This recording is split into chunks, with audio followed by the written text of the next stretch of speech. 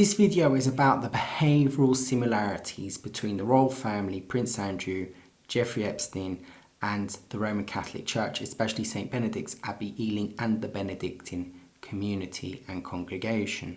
After David Pearce lost the 2006 civil court case, he was allowed or welcomed back into the monastery by then Abbot Shipley. After some months of him being there, he then went on to abuse another boy. It seems that Abbot Shipley wasn't able to stop him from doing this. And why wouldn't Abbot Shipley be able to stop him? Perhaps Abbot Shipley didn't actually believe after the civil court case loss by St Benedict's that actually David Pearce was guilty, and we'll explore that in a minute. In 2006, Epstein made an appearance at Windsor Castle for the 18th birthday party of Andrew's daughter, Princess Beatrice.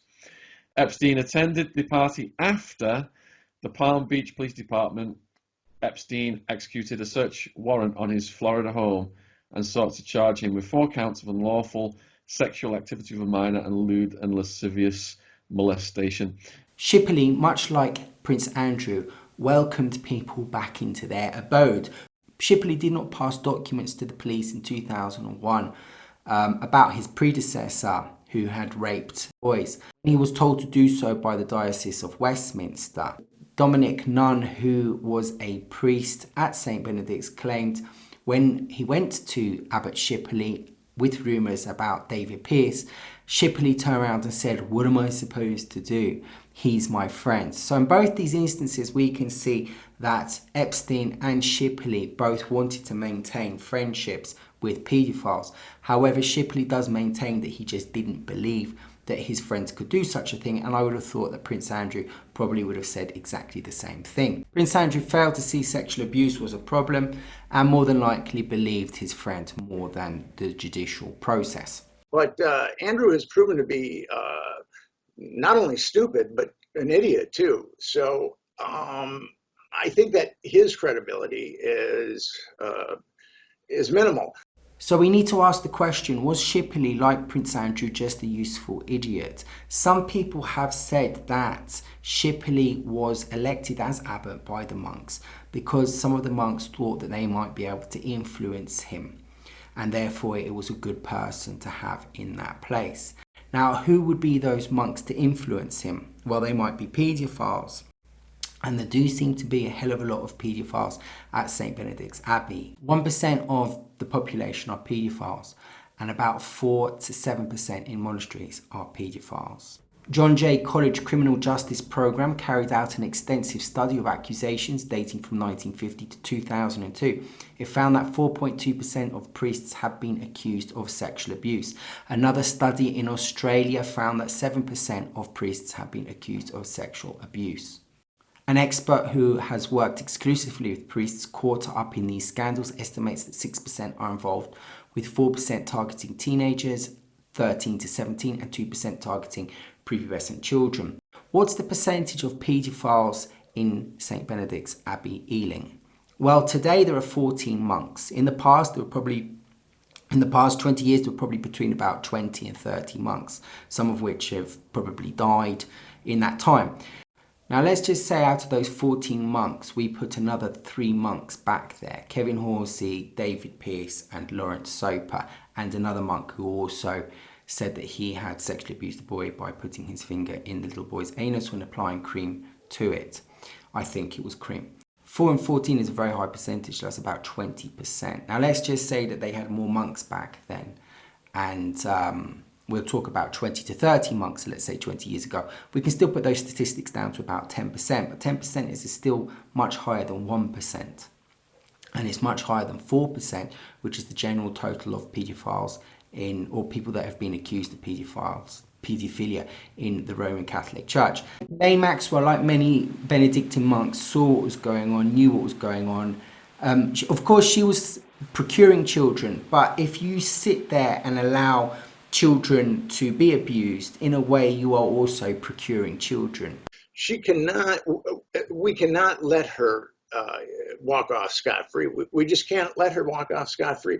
If we start empowering perpetrators like Ghislaine Maxwell, then all perpetrators are empowered. So that's a real problem that has to be remedied is Ghislaine Maxwell has to be indicted on multiple counts of child trafficking. And so do those other procurers too. We need to decide what's going to happen to other people like Ghislaine Maxwell in the Benedictine congregation. Should we also go after people that procure children? Is it just the pedophiles that we need to go after, or is it the people and the accomplices and the assistants as well? I came across an article recently that said that because of his perverted exploits with Jeffrey Epstein, he's been demoted within the royal family. And I thought to myself, he shouldn't be demoted within the royal family. He should be demoted to a prison cell. Abbot Shipley, during the IICSA investigation, demoted himself by resigning as abbot. But I also asked the question, is this actually enough? And why is someone like this still residing inside an abbey? And why is someone like this still saying mass? St. Benedict's was doing to these children was worse than Jeffrey Epstein, because St. Benedict's was also sodomizing the children, and it was beating them. And children were walking out of priest's office having soiled their pants. And it said, evil flourishes when good men do nothing. And I think that and I hope that there's enough good men in the government and also in our society that are going to act and not let evil flourish, because what Jeffrey Epstein was doing to these kids was evil.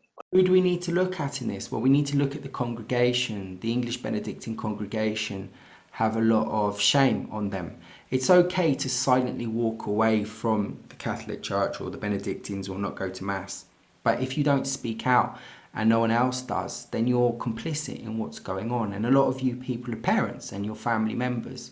And because of this, the Benedictines have said, well, obviously we're not affecting the congregation. You are solidifying their ideas. You need to vote by not going to church. You need to stand up and say that you're not happy with what's going on by not going to church. And then when the Benedictines and the Catholic Church start losing the congregation, they might actually start changing. Shame on the people that silently leave and say nothing. Because good men aren't people that sit and watch children being sexually abused. Those are bad men. Good men are people that act. And I ask, are you acting, or are you a member of the audience? Not only do the victims live in permanent hell, but it also doesn't help when people in the monastery like Dominic Taylor encourage that psychological damage and pain by refusing to speak to sexual abuse victims, in effect ignoring them and just getting their lawyers to deal with the problem whilst keeping school fees. It seems in effect that St. Benedict's only mission is to collect money. I mean, I've talked to, I've been at this 18 years, and I've talked to a lot of victims. And as I said earlier, the psychological mutilation that they have to endure because they were treated like a piece of meat when they were young is horrific. And a lot of them will never ever get over it. Most of them won't get over it. There's scars there that last forever. And the ones that are able to get to the other side of it, they have to work very, very hard to get to the other side. I mean, with counseling and 12-step groups and other things like that, they have to make a concerted effort to really get to the other side. A lot of victims, unfortunately, we talked about earlier, just pour drugs and alcohol on that pain, and those victims will never be able to work through it. I mean, one has to make a concerted effort to work it.